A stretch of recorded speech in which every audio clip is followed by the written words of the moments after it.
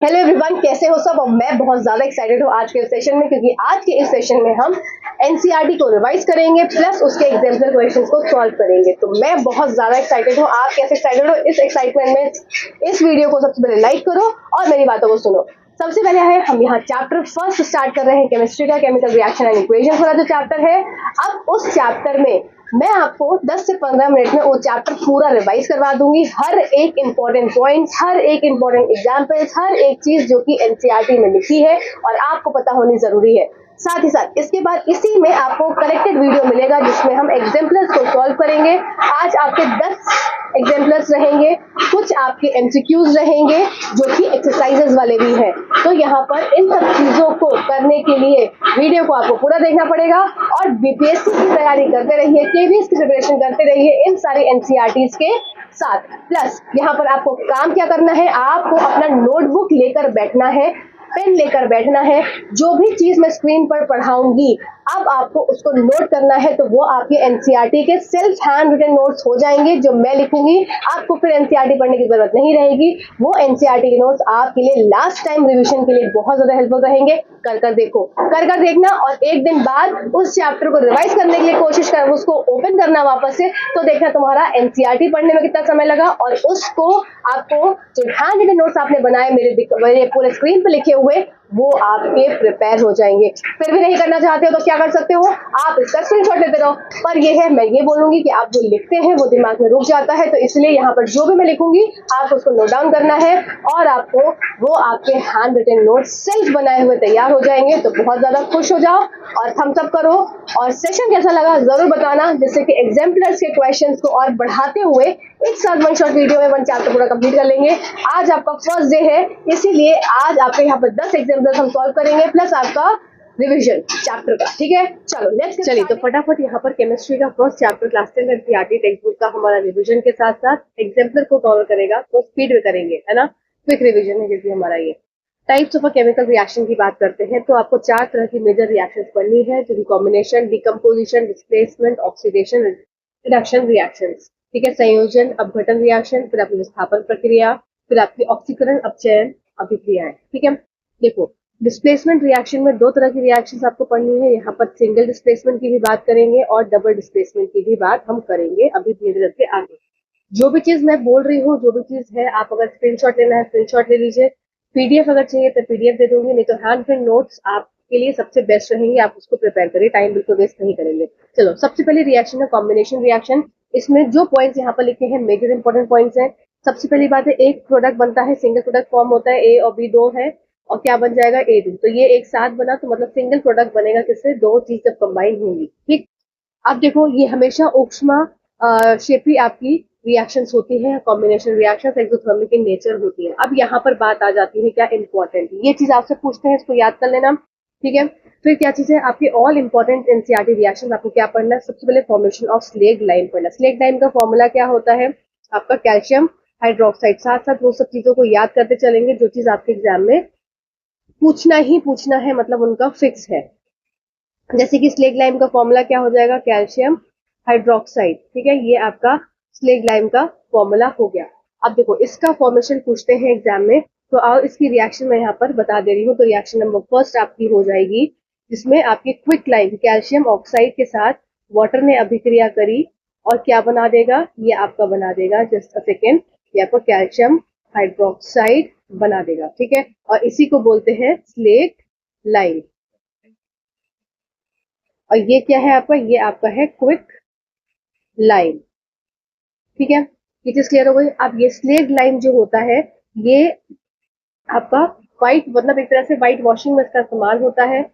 Important चीज, ठीक। तो यहाँ पर दूसरी इंपॉर्टेंट चीज आपको क्या नोट करनी है कि इसका इस्तेमाल कहाँ पर होता है, तो इसका यूज होता है व्हाइट वॉशिंग में। व्हाइट वॉशिंग में इसका इस्तेमाल होता है। अब दीवार को कलर कर दिया किसका, इसका आपका स्लेग लाइम से, मतलब CaOH की जब व्हाइट वॉशिंग हो जाती है तब ये संपर्क में किसके आता है, कार्बन डाइऑक्साइड, जो कि वातावरण में प्रेजेंट है। अब ये कंबाइन कर लेगा इसके साथ, तो क्या बना लेगा, ये कैल्शियम कार्बोनेट बना देगा, CaCO3, और प्लस आपका यहाँ पर वाटर रिलीज आउट हो जाएगा।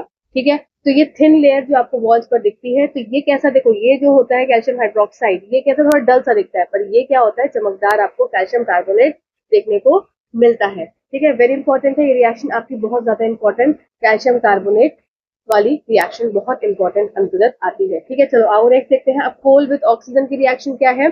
देखो, बर्निंग ऑफ कोल, यहाँ पर आपको पढ़ना है बर्निंग ऑफ कोल। ठीक, ये रिएक्शन क्या हो जाएगी, C+O2 कंबाइन हो जाएगा, क्या छोटू बन जाएगा, CO2 बन जाएगा। फिर कंबशन रिएक्शन, कंबशन रिएक्शन में क्या हो जाएगा, जिसमें आपकी बर्निंग ऑफ नेचुरल गैस है। तो ये रिएक्शन भी आपकी कौन सी रिएक्शन होती है, कॉम्बिनेशन रिएक्शन। CH4 प्लस आपका ऑक्सीजन कंबाइन हो जाएगा, छोटू बना देगा, और प्लस आपका वाटर मॉलिक्यूल रिलीज आउट करेगा। ठीक है, रेस्पिरेशन रिएक्शन, रेस्पिरेशन रिएक्शन भी एक्सोथर्मिक रिएक्शन होती है, क्योंकि ये एनर्जी रिलीज आउट करती है। ठीक है, रेस्पिरेशन कैसे एक्सोथर्मिक रिएक्शन है, क्योंकि ये अब हीट तो रिलीज आउट के फॉर्म, किस फॉर्म में रिलीज आउट कर रही है, एनर्जी के फॉर्म में। ठीक, तो यहाँ पर ये एनर्जी रिलीज आउट करती है। रिएक्शन आपको क्या होती है, C6H12O6 प्लस आपका 6 ऑक्सीजन, सांस खाना खाया और ऑक्सीजन सांस लिया, क्या कन्वर्ट हो जाएगा, 6CO2 प्लस 6 वाटर मॉलिक्यूल और प्लस लॉट्स ऑफ एनर्जी। ठीक है ना। चलो अब नेक्स्ट है decomposition of waste matter. Decomposition of waste matter से क्या मतलब है, ये आपकी हो जाती है कंपोस्टिंग, मतलब फॉर्मेशन ऑफ कंपोस्ट। तो ये भी कैसा है, ये भी आपका एक्सोथर्मिक रिएक्शंस होती है, मतलब हीट रेज आउट होती है। ठीक, यहाँ तक बात क्लियर हो गई सबको। चलो फटाफट से आगे बढ़ते हैं। अब आ जाती है बात डिकम्पोजिशन रिएक्शंस पे। अच्छा, एक चीज और रह गई, इसमें कैल्शियम यहाँ पर कार्बोनेट लिखा है, तो ये आपका क्या हो जाता है, ये आपका लाइमस्टोन हो जाता है। ठीक है, लाइम स्टोन। चलो आगे बढ़ते हैं। डिकम्पोजिशन रिएक्शन मतलब अब कोई एक प्रोडक्ट, कोई एक कंपाउंड है, NaCl एक कंपाउंड है, NaCl, ये टूट रहा है किसमें, Na प्लस और Cl माइनस में। मतलब देखो, डिकम्पोजिशन रिएक्शन की इंपॉर्टेंट चीज क्या है, नोट डाउन करने वाली, कि इनको किसी ना किसी चीज की आवश्यकता होती है तोड़ने के लिए। या तो वो तोड़ सकते हैं हीट करने से, या तोड़ सकते हैं इलेक्ट्रिसिटी पास करने से, या तोड़ सकते हैं सनलाइट से। ठीक है, मतलब किसी ना किसी की एक्सटर्नल चीज की आवश्यकता होती है रिएक्शन को कंप्लीट करने के लिए। अब जैसे कि break down of limestone, limestone का क्या फॉर्मूला था आपका, CaCO3। इसको जब हीट करोगे तो क्या बन जाएगा, कैल्शियम ऑक्साइड वापस से आपका क्विक लाइम और प्लस CO2 आपका मिल जाएगा। ऐसे ये आपकी रिएक्शन बहुत इंपॉर्टेंट है। एमिशन ऑफ ब्राउन फ्यूम्स, ये रिएक्शन आपकी लेड नाइट्रेट की है, तो यहाँ पर PbNO3 होल ट्वाइस। ठीक है, इसको जब हीट करोगे, यहाँ पे हर जगह हीट की आवश्यकता है, इसका मतलब ये कैसी रिएक्शन है, एंडोथर्मिक इन नेचर है, मतलब ऊष्मा शोषी। इनको हीट की आवश्यकता है, एब्जॉर्ब करेंगी हीट, तब ये अपने कंपाउंड को तोड़ेंगी। तो यहाँ पर क्या हो जाएगा, लेड ऑक्साइड हो जाएगा, प्लस आपका NO2 बनेगा, और प्लस आपको ऑक्सीजन रिलीज आउट होगा। अब आपके एग्जाम में क्या क्वेश्चन पूछते हैं इससे, कि जो ये आपके ब्राउन फ्यूम्स है इस रिएक्शन में, ठीक है, एमिशन ऑफ ब्राउन फ्यूम से किससे, मतलब किसका एमिशन होता है, किस चीज का ब्राउन फ्यूम निकलता है, तो ये हो जाएगा आपका, just a second, just a second, हाँ, तो ये हो जाएगा आपका nitrogen oxide, nitrogen dioxide sorry, ये होते हैं ब्राउन फ्यूम्स, इसके ब्राउन फ्यूम्स रिलीज आउट होते हैं। ठीक है, हो गया। चलो नेक्स्ट देखते हैं decomposition of silver chloride, very important reaction. यहाँ पर क्या है, AgCl, ये सनलाइट की प्रेजेंस में डिकम्पोज होगा Ag प्लस और Cl2 में, मतलब Ag प्लस Cl2 में, Ag प्लस में Ag प्लस Cl2 में डिकम्पोज हो जाएगा। ठीक है, इसको ये क्या होता है, अब देखो यहाँ पर क्या क्वेश्चन पूछते हैं, हर जगह क्वेश्चन देखो क्या पूछते हैं। ये AgCl आपका क्या है, ये व्हाइट कलर का है, और ये जब टूटेगा तो ये Ag सिल्वर किस में कलर में कन्वर्ट हो जाएगा, ग्रे कलर में कन्वर्ट हो जाएगा। आई होप मजा आ रहा होगा। ठीक है, स्पीड हम फास्ट रखेंगे। ऐसे यहाँ पर AgBr की रिएक्शन, AgBr है ये आपका, और ये सनलाइट की प्रेजेंस में Ag प्लस Br2 में टूट जाएगा। ठीक है, ये आपकी यहाँ पर रिएक्शन हो गई। और इसका इस्तेमाल कहाँ होता है, इसका इस्तेमाल आपका ब्लैक एंड व्हाइट फोटोग्राफी में होता है, ब्लैक एंड व्हाइट फोटोग्राफी। ठीक है, समझ में आ गया। चलो फटाफट से रिकॉल कर लेते हैं, क्या हमने देखा। हमने सबसे पहले देखा कि हमारी कॉम्बिनेशन रिएक्शन सिंगल प्रोडक्ट बनाती है, एक्सोथर्मिक in नेचर होती है। इसमें इंपॉर्टेंट रिएक्शन आपकी फॉर्मेशन ऑफ स्लेक्ड लाइम है, जिसमें हमने देखा क्विक लाइम से ही बन जाता है हमारा स्लेक्ड लाइम कैल्शियम हाइड्रोक्साइड, ये व्हाइट वॉशिंग में इस्तेमाल होता है। कार्बन डाइऑक्साइड से अभिक्रिया करके लाइमस्टोन बनाता है। फिर कंबशन रिएक्शन देखा, क्योंकि आपकी मीथेन के साथ ऑक्सीजन और CO2 और वाटर वाली रेस्पिरेशन की रिएक्शन भी इसमें आती है। डिकम्पोजिशन ऑफ वेस्ट मटेरियल भी, ये कंपोस्ट का फॉर्मेशन भी आपका एक्सोथर्मिक इन नेचर है। फिर डिकम्पोजिशन रिएक्शन हम देखी, जो कि एंडोथर्मिक होती है, तो किसी ना किसी चीज की आवश्यकता होती है कि किसी भी कंपाउंड को तोड़ने में, जैसे हीट हो गया, इलेक्ट्रिसिटी हो गया, सनलाइट हो गया। ठीक, फिर इसमें रिएक्शन हमने क्या देखा, लेड नाइट्रेट वाला। लेड नाइट्रेट में क्या है कि जो नाइट्रोजन डाइऑक्साइड है वो ब्राउन फ्यूम्स के रूप में निकलते हैं। फिर AgCl क्या है आपका, डिकम्पोजिशन ऑफ सिल्वर क्लोराइड। ये व्हाइट कलर का होता है, जब डिकम्पोज होता है तो आपका सिल्वर है वो ग्रे कलर में रह जाता है। ठीक है, AgBr क्या है, ये ब्लैक एंड व्हाइट फोटोग्राफी में यूज होता है और सनलाइट की प्रेजेंस में Ag प्लस Br2 में ये टूट जाता है। ठीक है, चलो आओ नेक्स्ट देखते हैं हमारी डिस्प्लेसमेंट रिएक्शन, विस्थापन अभिक्रिया। तो विस्थापन अभिक्रिया में आपको रिएक्टिविटी सीरीज याद रखनी है। जैसे आपकी ये है रिएक्टिविटी सीरीज। देखो, डिस्प्लेसमेंट रिएक्शन मतलब कोई ना कोई चीज एक दूसरे को डिस्प्लेस करेगी। यहाँ पर देख सकते हैं रिएक्शन में Na AgCl हो गया, AgCl Ag ने Cl से अभिक्रिया कर ली और Na NO3 इस तरह से मतलब दिखा दिया। ये समझ सकते हैं कि अगर AB है प्लस आपका C और D है तो ये क्या बना लेगा, ये आपका AC प्लस आपका BD बना लेगा, मतलब एक दूसरे के साथ डिस्प्लेसमेंट कर लिया, डिस्प्ले विस्थापन कर लिया। अब आपको यहाँ पर रिएक्टिविटी सीरीज इसमें देखनी है।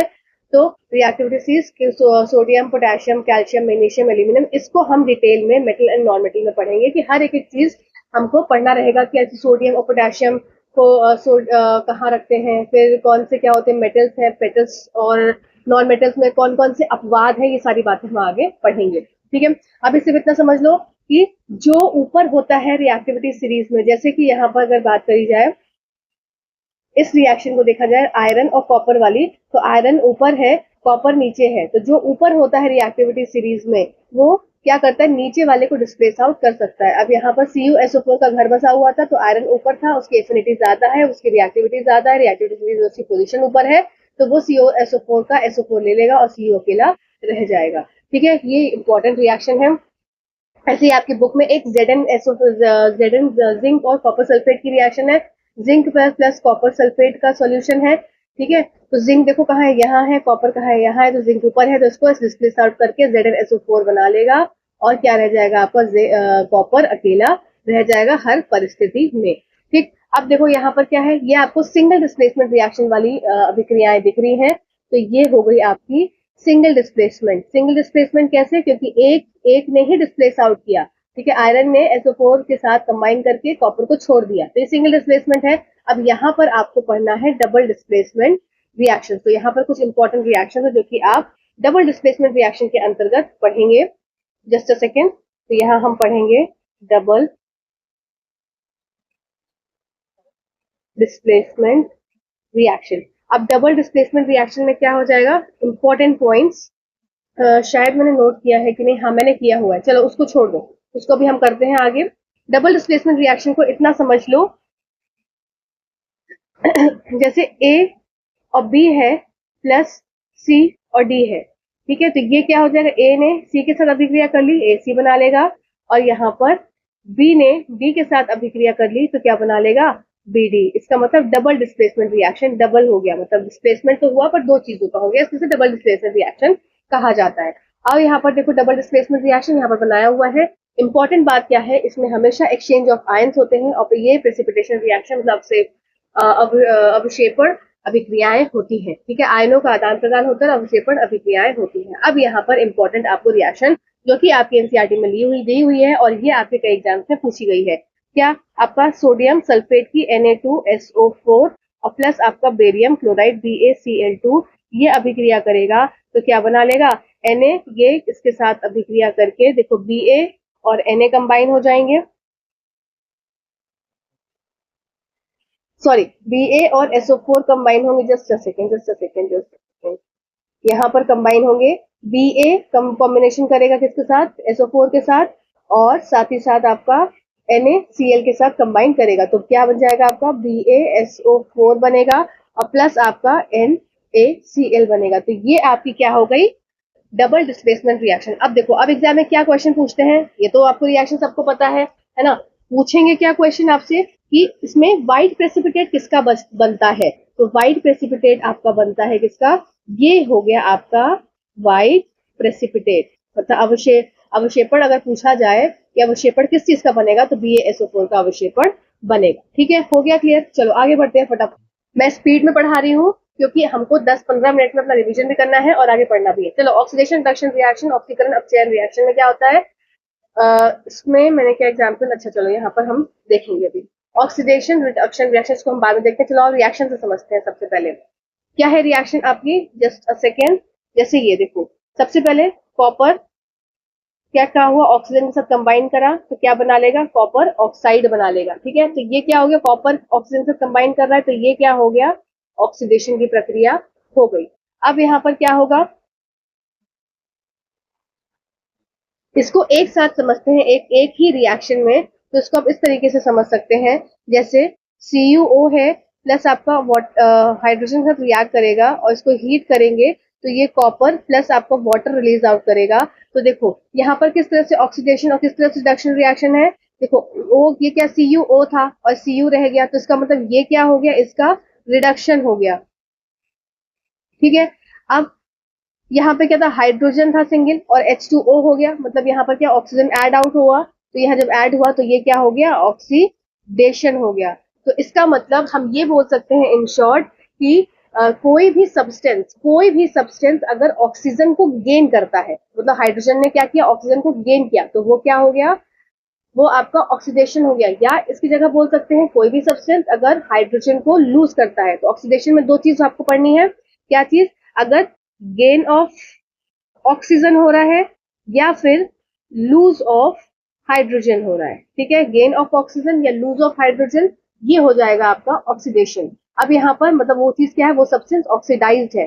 अब जो सब्सटेंस ऑक्सीडाइज्ड होता है उसको क्या बोलते हैं, वो होता है रिड्यूसिंग एजेंट।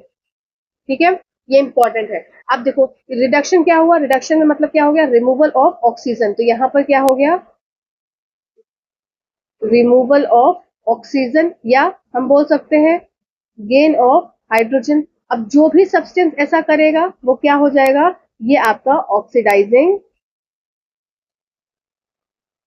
एजेंट हो जाएगा। ठीक है, क्लियर हुआ। देखो यहाँ पर ये लिखा हुआ है, इसका PDF मैं शेयर कर दूंगी, अगर आप नोट कर रहे हो तो वेल एंड गुड। कोई सब्सटेंस गेन करता है ऑक्सीजन या लूज करता है हाइड्रोजन तो उसको ऑक्सीडाइज बोलते हैं। कोई सब्सटेंस लूज करता है ऑक्सीजन या गेन करता है हाइड्रोजन तो उसको रिड्यूस बोलते हैं। और जो सब्सटेंस ऑक्सीडाइज करेगा वो रिड्यूसिंग एजेंट है, जो सब्सटेंस रिड्यूस करेगा वो ऑक्सीडाइजिंग एजेंट है। ठीक है, जो सब्सटेंस ऑक्सीडाइज करेगा उल्टा हो जाता है ना, और जो रिड्यूस करेगा वो ऑक्सीडाइजिंग एजेंट है। ठीक, चलो नेक्स्ट देख लेते हैं फटाफट से, हो गया ये हमारा कंप्लीट। अब बस लास्ट रह गया है आपका कोरोजन और एसिडिटी, तो चैप्टर खत्म, फिर हम क्वेश्चन करेंगे। देखो इसमें सिल्वर का और कॉपर का आपको कोरोजन देखना है कि सिल्वर ब्लैक कलर का क्यों हो जाता है। यहाँ पर सिल्वर आपको ब्लैक कलर का देखने को मिलेगा और कॉपर आपका ग्रीन कलर का क्यों हो जाता है, ग्रीन कोटिंग क्यों हो जाती है। तो सिल्वर अभिक्रिया करता है एटमॉस्फेयर में प्रेजेंट सल्फर के साथ और क्या बना देता है, सिल्वर सल्फाइड बना देता है। इसकी वजह से ये ब्लैक कलर का सिल्वर कन्वर्ट हो जाता है। ठीक है, अब कॉपर पे ग्रीन कलर की कोटिंग देखने को मिलती है तो हम ग्रीन से ही बनाएंगे। तो यहाँ पर देखो कॉपर वातावरण में प्रेजेंट वाटर वेपर, क्योंकि वाटर हो गया, फिर ऑक्सीजन और फिर कार्बन डाइऑक्साइड, इसके साथ कंबाइन कर कर क्या बनाता है, कॉपर हाइड्रोक्साइड बनाता है प्लस आपका CO3 बनाता है। ठीक है, अब इन दोनों के बनने से क्या हो जाता है, तो जो कॉपर है वो ग्रीन कलर की कोटिंग में आपको दिखता होगा ना, कॉपर के ऊपर ग्रीन कलर की कोटिंग, तो ये ग्रीन कलर की कोटिंग इसकी वजह से होती है। ठीक है, क्लियर हो गया। चलो फटाफट से देख लो। अब रेसिडिटी क्या होता है, फैट और ऑयल जो है, फैट और ऑयल का जब ऑक्सीकरण होता है, ऑक्सीडेशन होता है, ठीक है, ऑक्सीडेशन होता है, ऑक्सीकरण होता है, तो ये क्या हो जाता है, फैट्स एंड ऑयल रैंसिड हो जाते हैं, मतलब बासी हो जाते हैं, सड़ जाते हैं। ठीक है, तो इसको बचाने के लिए क्या ऐड किया जाता है, nitrogen as a inert gas इसमें ऐड किया जाता है। चिप्स के पैकेट में नाइट्रोजन को ऐड किया जाता है जिससे कि रेसिडिटी को बचाया जा सके। आई होप यहाँ तक आपको पूरा चैप्टर कंप्लीट आपका हो गया है और आपको सारे पॉइंट्स क्लियर हो गए होंगे। चलिए फटाफट से एग्जाम्पल्स पर चलते हैं। मजा आ रहा है सेशन में, लाइक कर दो। इसी तरह से सारे चैप्टर को कंप्लीट करेंगे। चलो फटाफट से हम इसमें बिना समय को वेस्ट करे हुए, किसी का भी समय नहीं वेस्ट करना है। Which of the following is not a physical change, निम्नलिखित में से कौन सा भौतिक परिवर्तन नहीं है। बॉइलिंग ऑफ वाटर, देखो boiling of water to give water vapour, मतलब पानी से ही वाटर से ही वाटर में परिवर्तित हो रहा है, तो इसमें क्या कोई स्टेट का चेंज हो रहा है, नहीं। और जिसमें कोई स्टेट का चेंज नहीं होता वो कैसा होता है, फिजिकल चेंज होता है। ठीक है, तो ये यहाँ पर नॉट पूछा गया है केवीएस के हिसाब से, तो यहाँ पर क्या हो जाएगा, ये आपका आंसर नहीं होगा। Melting of ice to water, फिर वाटर से क्या रह गया, वाटर ही रह गया, कुछ परिवर्तन हुआ नहीं हुआ, तो ये भी नहीं होगा। Dissolution of salt in water, पानी में सॉल्ट का घुलना, नमक का पानी में घुलना, तो क्या इसमें कुछ परिवर्तन हुआ, कोई रिएक्शन हुई, नहीं हुई भाई। Combustion of liquefied petroleum gas, द्रवित पेट्रोलियम गैस का दहन, हाँ भाई ये आपका केमिकल अभिक्रिया हो जाएगी, तो यहाँ पर आंसर हो जाएगा क्या, आपका फिजिकल चेंज नहीं है, तो ये आपका डी वाला ऑप्शन करेक्ट हो जाएगा। चलो नेक्स्ट क्वेश्चन की तरफ चलते हैं फटाफट से। जस्ट अ सेकेंड, चलो। The following reaction is example of, following reaction ये किस चीज का एग्जाम्पल है? देखो यहाँ पर ध्यान से सुनोगे सब लोग, क्या हो जाएगा? देखो NH3 है, ये NH3 है, ये 5O2 है, और NO और ये रिएक्शन है। तो यहाँ पर कौन सी अभिक्रिया हो रही है? क्या यहाँ पर डिस्प्लेसमेंट हो रहा है? तो देखो NH3 का क्या हो रहा है, ये इसने इसके साथ कंबाइन कर लिया और NO रह गया, H अलग हट गया। ये तो यहाँ पर हाँ डिस्प्लेसमेंट रिएक्शन आपको देखने को मिल रही है, विस्थापन अभिक्रिया हम देख सकते हैं। दूसरा कॉम्बिनेशन रिएक्शन है क्या? नहीं भाई, कॉम्बिनेशन रिएक्शन नहीं है। आओ अब देख लेते हैं रिडॉक्स रिएक्शन। रिडॉक्स रिएक्शन मतलब किसी ना किसी का क्या होना चाहिए? ऑक्सीडेशन, और किसी ना किसी का रिडक्शन। अब यहाँ पर देखो, यहाँ NH3 से NO हो जा रहा है, इसका मतलब इसका क्या हो रहा है ये, और इसका ऑक्सीडेशन हो रहा है ना, ऑक्सीजन ऐड हो जा रहा है नाइट्रोजन में। अब यहाँ पर देखो 10 मॉलिक्यूल्स किसके हैं? ऑक्सीजन के 10 मॉलिक्यूल्स हैं, ठीक है, 10 मॉलिक्यूल्स ऑक्सीजन के हैं, और यहाँ पर कितने रह जा रहे हैं? 6 मॉलिक्यूल्स ऑफ ऑक्सीजन रह जा रहे हैं। इसका मतलब यहाँ पर क्या हो रहा है? रिडक्शन हो रहा है, पहली चीज। और दूसरी चीज हम रिडक्शन से कैसे समझ सकते हैं? कि यहाँ पर आपका addition of, plus addition of hydrogen हो रहा है। और यहाँ पर भी देख सकते हैं, यहाँ पर ऑक्सीडेशन कैसे हो रहा है? एक तो हमारा ऑक्सीजन ऐड हो रहा है, और दूसरा क्या है? हाइड्रोजन तो रिमूव आउट हो रहा है, यहाँ पर हाइड्रोजन भी रिमूव आउट हो रहा है इसमें। तो यहाँ पर ये वाला ऊपर वाला आपका क्या हो गया? ये ऑक्सीडेशन हो गया, और नीचे वाला क्या हो गया? रिडक्शन हो गया। तो इसका मतलब यहाँ पर रिडॉक्स की अभिक्रियाएं हो रही है। तो दो आंसर हो गया, 1 और 3 आपका ऑप्शन करेक्ट है, क्योंकि ऑप्शन नंबर बी आपका करेक्ट उत्तर हो जाएगा। ठीक है, करेक्ट समझ में आया? कोई दिक्कत होगी फिर भी पूछ लेना। चलो अगले क्वेश्चन की तरफ चलते हैं। अगला क्वेश्चन फटाफट से स्पीड में, which of the following statement about the given reaction are correct? दी गई प्रतिक्रिया के बारे में इनमें से कथन कौन सा सही है? देखो देख लेते हैं। देखो यहाँ पर रिएक्शन वही चीज है, ऑक्सीडेशन रिडक्शन रिएक्शन से बहुत सारी चीजें आपको पूछी गई है। देखो आयरन है, वाटर से अभिक्रिया कर रहा है, क्या कर रहा है? Fe3O4 बना रहा है और हाइड्रोजन बना रहा है। इसका मतलब यहाँ पर अगर देखा जाए सिंपल, तो Fe के साथ क्या है? ऑक्सीजन कंबाइन हो जा रहा है, तो FeO3 Fe3O4 बन जा रहा है। तो आयरन इज गेटिंग ऑक्सीडाइज, क्या आयरन का ऑक्सीडेशन हो रहा है? ऑक्सीडाइज हो रहा है, हाँ बिल्कुल। आयरन में क्या हो? ऑक्सीजन ऐड हो जा रहा है, तो ये ऑक्सीडाइज हो जा रहा है। वाटर इज गेटिंग रिड्यूस, क्या वाटर रिड्यूस हो रहा है? देखो वाटर से क्या है? ऑक्सीजन हट जा रहा है, ठीक है। और यहाँ पर वाटर से ऑक्सीजन रिमूव आउट हो गया, तो यहाँ पर हाँ वाटर इज गेटिंग रिड्यूस, ये बात भी ठीक है। फिर water is acting as a reducing agent, तो देखो जो चीज ऑक्सीडाइज होती है, ये क्या है? यहाँ पर क्या है? ऑक्सीडाइज हो रहा है। तो ये क्या हो जाएगा आपका? जो ऑक्सीडाइज होता है वो रिड्यूसिंग एजेंट है। मैंने अभी बार में पहले पढ़ाया, जो चीज ऑक्सीडाइज होती है वो रिड्यूसिंग एजेंट होता है। जो वाटर इज गेटिंग रिड्यूस, जो चीज रिड्यूस होती है वो कैसी हो जाती है? ऑक्सीडाइजिंग एजेंट होती है, ठीक है, इस चीज को याद रखना। तो water is acting as a reducing agent नहीं भाई, water is acting as a oxidising agent. Water is acting as oxidising agent, हाँ ये बात ठीक है। तो 1, 2 और 4 ऑप्शन कहाँ मिल रहा है हमारा? ऑप्शन नंबर सी में हमें मिल रहा है 1, 2 और 4। चलो ठीक है, चलो नेक्स्ट क्वेश्चन की तरफ चलते हैं। नेक्स्ट क्वेश्चन है हमारा, which of the following are exothermic process? Exothermic process कौन से प्रोसेस होते हैं जिसमें ऊष्मा निकलती है? तो हमने सबसे पहले रिएक्शन देखी थी, ज्यादा टाइम नहीं निकाल लगाऊंगी वापस से। ये वाली reaction of water with quicklime, calcium hydroxide के साथ वाटर की अभिक्रिया थी। तो क्या बना रहा था? कैल्शियम हाइड्रोक्साइड बना रहा था, जो कि आपका स्लेग लाइन बन रहा था। तो हाँ भाई, इसमें रिएक्शन क्या है? हीट रिलीज आउट होती है, बीकर जो है वो गर्म हो जाता है। Dilution of N acid, acid में पानी डालना, हाँ ये भी कैसी होती है? ये भी जो है वो बीकर गर्म हो जाता है। इवेपोरेशन ऑफ वाटर, अब देखो यहाँ पर पानी प्रेजेंट है, ये तालाब है, तालाब में क्या प्रेजेंट है? तालाब में है भरा हुआ पानी, ठीक है, इसमें पानी प्रेजेंट है। अब पानी क्यों उड़ता है? क्योंकि क्या है? इवेपोरेशन की क्या कंडीशंस होती है? सनलाइट यहाँ से आ रही है, सनलाइट आ रही है तो क्या करेगी? इसको पानी को इवेपोरेट करेगी। सनलाइट की वजह से पानी क्या है? वाष्प के रूप में इवेपोरेशन होगा, वेपर वाटर वेपर्स इस तरह से उड़ेंगे। तो यहाँ पर इसका मतलब कि यहाँ पर हीट का क्या हुआ? एब्जॉर्प्शन हुआ, ठीक है। हीट का जब एब्जॉर्प्शन होता है तो क्या ये एक्सोथर्मिक प्रोसेस है? नहीं भाई, ये एंडोथर्मिक प्रोसेस है। तो यहाँ पर हमारा आंसर हो जाएगा गलत। Sublimation of camphor, sublimation of camphor क्या है? ये आपका एक तरह से देखो सॉलिड, आपका कैम्फर एक कपूर है, और कपूर सॉलिड किसमें कन्वर्ट हो जा रहा है? गैस के फॉर्म में, ठीक है। और हीट को क्या कर रहा है? ये एब्जॉर्ब कर रहा है। जब हीट को एब्जॉर्ब कर रहा है तब ये गैस में कन्वर्ट हो रहा है। तो इसका मतलब ये भी हमारा एक्सोथर्मिक नहीं है, एंडोथर्मिक है। तो ऑप्शन 1 और 2 करेक्ट उत्तर हो जाएगा, ठीक है। तो यहाँ पर आंसर आपका क्या हो गया? ऑप्शन नंबर 1 और 2। चलो आज हम ये लास्ट क्वेश्चन करते हैं। मैं ये देखना चाहती हूँ आप लोग इंटरेस्टेड हैं इस सेशन के लिए? नहीं, अगर हैं तो आप कमेंट सेक्शन में मुझे बताइए। मैं आपको पूरे सेशन से एक बार में कराऊंगी, सारे एग्जाम्पल्स एक साथ कराऊंगी, ठीक है। एग्जाम्पल्स क्वेश्चन मेरे पास सारे प्रिपेयर्ड है। देखो ये क्वेश्चन देखने में बहुत बड़ा लग रहा होगा, पर है बहुत ही आसान क्वेश्चन। क्या है question? 3 beakers A B C 3 beaker बना लेते हैं भाई जल्दी से। Just a second.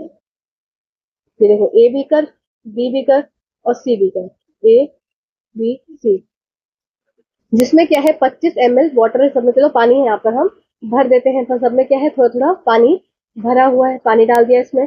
फिर क्या है, स्मॉल अमाउंट ऑफ NaOH, एक में क्या डाला गया, स्मॉल अमाउंट ऑफ NaOH डाला गया।